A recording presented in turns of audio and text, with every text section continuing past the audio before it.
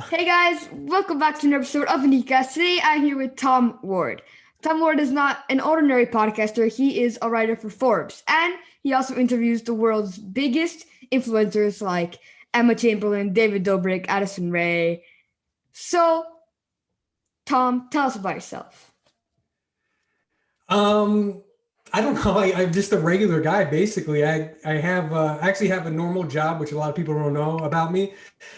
I've got a corporate job that has nothing to do with influencers. So I've got a normal 9 to 5 job, and I'm married. I've got a couple kids, and that's really it. I mean, the only thing really like interesting, I guess, is it's my connection to the influencer world, which is a pretty cool story. So, I actually didn't know you had a corporate job. That's pretty interesting. Oh yeah, it's just I mean I work for a Fortune 200 company. I'm in sales, so I've got a normal like regular job, and I do all this stuff on the side. This stuff makes money too, but Yeah, um, not enough where I could transition out of my day job. So kids out there, if you want to drop out of school or if you want to quit your job to go be an influencer, don't. You can yeah, do two things at once. yeah. So, who inspired you to start like doing podcasts? Um, I've always been a huge fan of Howard Stern. I know you've got a younger demo probably, so you guys might not know who Howard Stern is, but he's a big radio DJ. He's on Sirius Satellite Radio now. He's like the 10th highest paid celebrity in 2020, I think. He signed a $500 million contract, so he's like the most successful Wow. radio guy ever. So he inspires me, I guess. Probably as far as the interviews go, he probably inspires me most. Yeah, that's interesting. So before you started posting your interviews on YouTube, you wrote them with Forbes. So how did you get in contact with Forbes? So it was wild. So I started blogging. So like I said, I got a regular job, doing my thing, making a good living. And I was in the sales side. I wanted to get more in the marketing side. So I read this book and they said, if you want to make a career change at any time, you can, but you have to get evidence of, you know, that transition, right? So I can say, hey, I'm Tom Ward, I'm a hip hop expert, right? But they're going to say, what do you know about hip hop? You have no credentials. So I would have to maybe appear on hip hop podcasts. I'd have to write about hip hop, etc. So I started writing about marketing. I started a blog, and a couple articles went viral. Like Jessica Alba saw one and posted it on LinkedIn, so that went viral. A couple other Wow. ones, yeah. So an editor of Forbes saw it and said, "Hey, do you want to come over with us and start writing?" And I said, "Yeah, sure." He's like, on a freelance basis, we'll pay you X amount, and you could write, 2 to 5 articles a month, and that was it. So I never really I'm not really a writer by trade. I went to business school. So I wasn't schooled in writing or anything like that. I just kind of fell into it. So you basically taught yourself how to write, basically. Yeah. I mean, I went to good schools and stuff. So Yeah. I was taught how to write, but I guess I taught myself how to write a good Yeah. 500 to 1,000 word article, Hmm. because that's not easy, because you want it to be Yeah, it's not clickbaity easy. kind of, you want to keep them entertained. You want them to get them to actually read it. So I Hmm. kind of figured that stuff out.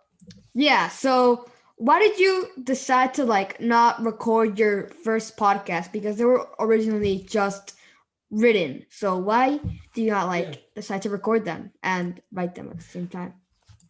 Well, it never occurred to me, to be honest with you. I was never an aspiring YouTuber or aspiring podcast or anything. I was just like, hey, I'm writing for Forbes. This is kind of badass. But I didn't really think of anything past that, except when I interviewed the Bella twins. Your audience might not know them, but they were huge female wrestlers, twin sisters, beautiful, and they've got like all this entrepreneurship stuff going. They have wine and beauty products and all this. So I was going to interview them, and Forbes said, "Hey, do you mind if we film it?" I said, "Sure, as long as I can do something with the footage." They said, "Absolutely." So they filmed it, and it was the first time I had ever interviewed anyone on camera. So they've got 3 camera guys for Forbes, and then they're also on a reality show on E called Total Divas. So Nikki, one of the sisters, said, "Hey, can we film this interview for the show? I think So it'd be like six cool." cameras. So 6 cameras, so 3 for Forbes, 3 from them, and it's like a reality show. So the guys are walking around with like handheld cameras and stuff. I was scared shitless, and that was the first time Oh I my ever god. I ever recorded. And then I put it on YouTube, and I said, "Hey, whenever I get big interviews, I should just post the whole thing instead of just writing a 500 word article. Like show the whole 45-minute or hour interview. Yeah, like, and if you probably messed up, like they were like recording a reality TV show, so they'll just probably keep it in there for the sake of like the show, you know? I made the show, so I was in the episode, which was kind of cool. Really? That's so funny. Yeah, it was neat. It was a good experience. I can just imagine like having 6 cameras, like just huge cameras, just like, and you're just talking to like a person. Have you been filmed while you're doing this before, like by somebody else? No, I normally like, since I started like in the pandemic, and I live in Mexico, and there's like no popular influencers like around me, except like one of my friends lives in the neighborhood. But like I normally just do them through Zoom. So yeah. It's definitely different. Like when you're here in Zoom, you're kind of safe. There's nobody. When you do it in front of people and stuff, it's different. But as long as you just focus, it's not that hard. You just focus on having a conversation. You just try to like block everyone else out. Yeah. It's not a big deal. So how do you prepare for a podcast? I spend a ton doing preparation. Hours. I can imagine. Hours. Larry King just died, and I heard a story about him that he never prepared for an interview, and like he was bragging about that. And like I'd be ashamed to not prepare, because like to me, these people are doing something nice. Like I'm interviewing, say, Addison Rae. Addison Rae's a big deal. She doesn't have to sit down with me. It really doesn't do that much for her. So the fact she's sitting down with me, I better have my shit together and have a game plan. And, instead of just like, hey, what's going on? How's life? I want to have an idea of how I want the conversation to go. So I'll do a bunch of prep work. If they're a YouTuber, watch their videos. If they're on Instagram, look at all their social stuff. I'll ask, I'm pretty active on social. So I'll ask on social, hey, I'm interviewing, say, Addison, what do you want to know about her? And people comment like crazy. So I get some question ideas from there. And then I'll just do kind of an outline. So I'll just do bullets of kind of how I want the conversation to go.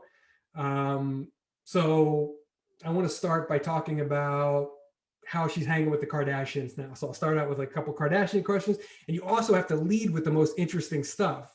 You can't fuck around at the beginning. You've got to hook them because they may not get to the interesting stuff. The beginning is the most important part. Absolutely the most important part. So, I just kind of have an idea, like I want to hit him with this in the beginning. Then I want to ask her about her childhood or whatever. So I just kind of sketch it out.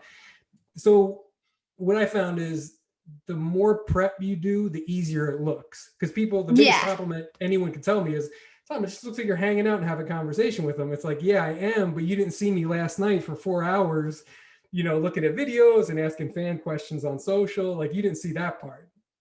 Yeah, because like I normally like prepare the questions like the day before or like 30 minutes before. But like I had this one podcast where I like 20 minutes before I start preparing for a podcast. And that was like the worst thing. I like rushed everything. I went through my old questions and then like added some there. So it's like I prepared, but like, I just didn't. I just copied questions from my other interviews. But yeah, when I definitely do prepare, it just looks like you just like getting along, which is the main important part. Yeah, making the guests feel comfortable. That's the most important part for me. Yeah. Is because they've got to they have to trust you before they open up. Like I've had people cry. I've had people admit stuff they've never shared with anybody else. But like to get them to that point, you have to like make them feel comfortable. Yeah. And they have to trust you, let you know befriend them. That you're not trying to expose them or make them look bad. So it's very delicate. It's a dance for sure. Yeah. So what's your favorite podcast episode you have done? Because you have done like so many. So which is like the one that like you like the most? Probably interviewing Emma Chamberlain. She was the best. She's so funny. It's my most popular video. It's got about 1 million views. Emma's the greatest. And I caught her right before she blew up. So like 2 years ago, where she was growing like crazy, but she's not the Emma Chamberlain we know now, who's, walking in Paris Fashion Week and has all these cool brand deals. It was right before she really blew up like that. So you got lucky. I got lucky and it was cool. We did it at her house. She was just a 17-year-old girl living in LA. She had a little apartment and she made us coffee. You know what I mean? She was just a cool girl, funny as hell. And I don't know, that was a fun experience. Yeah, just like I'm guessing one of the reasons it did so good because you interviewed her while she was blowing up. So like people were searching her name more often. So yeah, you definitely interviewed her at the correct time. Well, I'd rather interview her now, but she's too big for me. Yeah. So you take what you can get. So what's your favorite thing about podcasting so far? My favorite thing about podcasting? Just making connections with different people. I mean, because these are people I would never come across in my daily life. Yeah. I live in Pasadena, which is outside of LA, and all these people live like on the west side of Hollywood. So I'm never out there. I would never run into them. I'm too old to be hanging at clubs and stuff. So I would never cross paths with, the Sway House guys or anything like that. So probably just meeting interesting people, I would say. And meeting interesting people that most people don't get to talk with. So you're kind of like in this little exclusive club, which is cool to me. Yeah, and like since I'm also like 12, like it's amazing how like the amount of people that just like agree to like talk to me for like an interview, and like these are people I would never be coming up like across, like Yes Theory, like Joe Jenkins, like Max Foss. I would never be just talking to these people normally, so which is very surprising. Oh yeah, very cool. So talking about the Sway Boys, how did you meet them? How did I meet the Sway guys? I don't know. A lot of times I'll ask on TikTok, if you want to follow me, Tom Ward Official on TikTok. It'll be in the description. There you go. Link in the description. I'm recently verified too, which was kind of cool. I got verified on TikTok Congrats. 2 weeks ago. Thank you very much. Very exciting. But I think people on there said, hey, you should interview these Sway guys. Like, I don't watch YouTube. I don't watch, I don't really follow the TikTokers and stuff. Yeah. People tell me like what's going on. So they're like, hey, you got to interview the Sway guys, So their manager, Michael Gruen, we followed each other on Twitter. So I reached out to him and he set it up, and it was cool because I actually became close with him. I've interviewed Bryce twice. I've interviewed Griffin. I've interviewed Josh. I've interviewed them all together. And now I actually have a podcast with Griffin, which is pretty wild. So from going to interview them at the house, and now like I was texting him like an hour ago, which is kind of cool. Yeah, later on we're going to be talking about your podcast with Griffin later on. But yeah, I also reached out to Michael like a while ago. When my podcast was a lot smaller, like trying to get like Bryce on the podcast. And yeah, he responded, which I was like surprised about. But yeah. He said, let me actually check. And okay, here's what Michael said.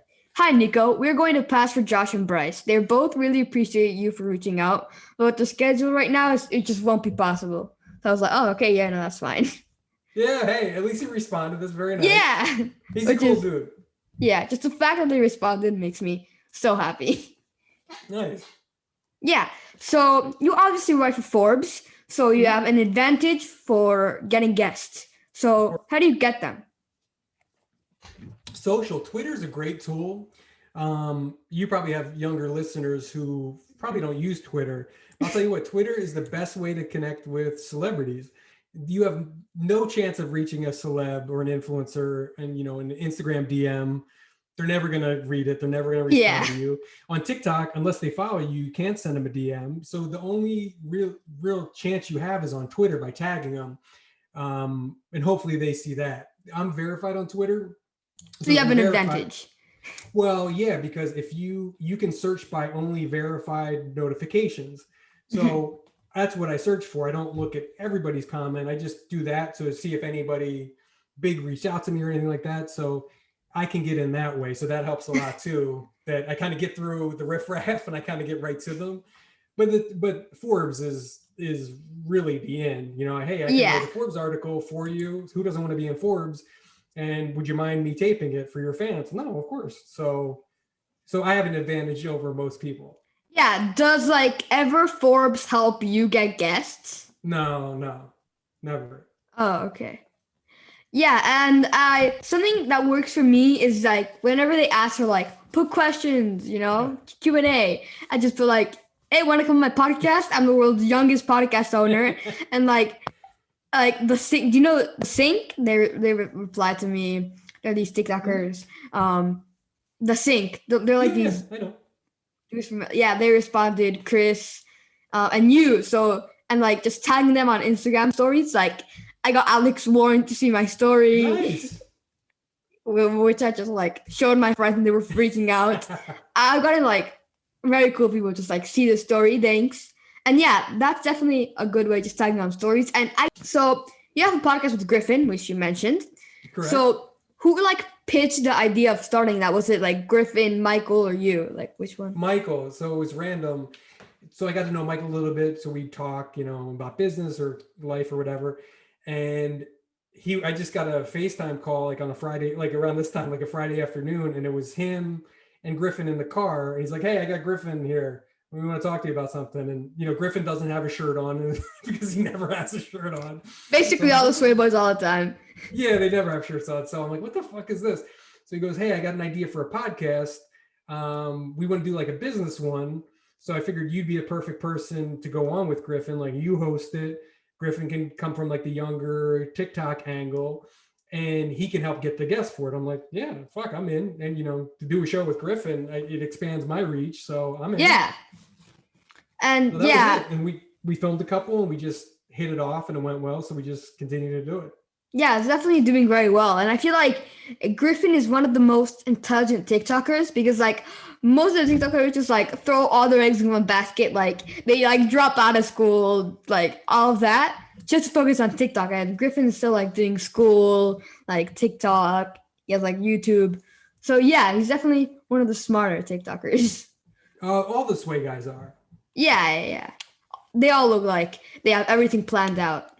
Oh yeah. Like definitely, like Josh. Like when you interviewed him, he has like everything planned out. Like Bryce too. So they're definitely. I think they're them and like Alex and Thomas are the only ones that I feel like are going to continue being this successful. In my opinion. They've got it together, no question. And Michael Gruen, shout out to him. He's a great manager, and he's got them thinking because they know, your average TikToker, how long are they going to be relevant for? A long time, So. So they got to strike now, make as much money as they can, and then have a plan for when they're not popular anymore. This is the last question. Do you have any advice for upcoming podcasters? Yeah, to use the guest following for your benefit. So I always annoy my guests to death to share the articles and tag me. I do that too. I do that too. Right, because you're smart. Because look, 90% of, probably more, 95% of their fans are going to come over, watch the interview, listen to it, and then bounce. But there's a small percentage that go, hey, I like this guy, Nico. I like what he's up to. I'm going to subscribe to him, or I'm going to subscribe to his podcast. So you want them, because they already have the reach, they already have the following. Mm-hmm. You want to get some of their followers to come over to you, and you also want to get views, which them sharing it with their fans, will get you there. So probably just using your guests' reach, and also to be realistic. Yeah. Like if you're just someone in your basement, Bryce Hall's not going to, no offense, Nico, but Bryce Hall's not coming on. Yeah. But hey, who knows? You got Yes Theory, but yeah. But if you're just starting out and you've got 2 episodes, Bryce is not the right guest. Yeah. But, like you said, you're in Mexico and you have an influencer in your neighborhood. Yeah. Just always find somebody bigger than you who's approachable. Maybe there's somebody in your school who has 10,000 followers on Instagram. Well, interview them. Yeah, and I kind of got lucky with the guest because, like, my brother, like, he had a friend who was a founder of a company. And then another friend who was the same thing. My brother is also a founder of a company. I interviewed them. Then I reached out to, like, 2 creators, tons. 2 responded. I got them. Like, they both had over 200,000 when I was just starting out. Nice. Then I interviewed the kid in my neighborhood. Then my brother's friend's Netflix movie came out. I interviewed him. And then I got Yes Theory mainly because of my brother. I saw one day, like, my brother's friend was with him. And I was like, what? The next week, my brother was with him. So I asked him, hey, can you tell Amar if he wants to go on my podcast? And then, like, 2 weeks later, he called me and he was with Amar. I pitched the idea and he was down. So, and then I kind of got lucky in that sense. And then after like people saw, oh, he interviewed Amar. Oh, wait, this guy's good. Then it comes on. So I definitely got very lucky. That's how it works. Like I had my first interview was with Jake Paul. Yeah. And I didn't even know what an influencer was. I wasn't in that world at all. But Jake shared the interview, shared the article at the time. He shared it on Twitter, tagged me, and it got like 100,000 views in 5 minutes. We're like, Wow. that's a lot. A Forbes article usually get like 500 views, so that was a ton. But then I had evidence, right? We talked about evidence before. Well, Jake sat down with this guy, so maybe I should sit down with him too. So Jake sharing also got other influencers to follow me. Mm-hmm. So I did him, then I did somebody else, and then you just keep going and trying to get bigger and bigger guests. Yeah, and like I got really lucky with Yes Theory because Yes Theory know like tons of people. Like they're friends with everyone. So like when I reached out to like some of their friends, they just instantly said yes because like I had sat down and talked with Mar. And about like the like bugging like your guests to like share it. Like I normally like when we're in the Zoom, I say, yeah, when it's out, share it. And then I had a podcast come out yesterday, mm-hmm. and I like sent him like 2 different emails saying, yeah, it's finally out. Share it on your story so your fans can learn more about you. And then today I sent another email. Hey, just want to make sure you saw the interview. If so, it would mean a lot to me. If you could just share it on your story, it would be great. And that's what I normally do. Like I send like one email, and if they don't see that, I send another one like the next day. Smart. Then they see that. So did he share it or no? No, he hasn't yet. But what a jerk! Share it. I'll share it. Don't worry. Yeah. Do you have anything you want to like promote or anything, like your social media, any upcoming projects? No, just you guys can follow me. YouTube is where my stuff lives, the Tom Ward Show. Also, it's available in podcast form on Apple or Spotify or wherever podcasts are. And follow me on social. TikTok, I post the clips of my the best parts of my interview. So I use TikTok for that. Just the best clips from each of my interviews. So you can go back and see stuff from Addison, David Dobrik, the ones I'm working on now. So I'm Tom Ward Official on TikTok and the same Tom Ward Official on Instagram. So check me out over there.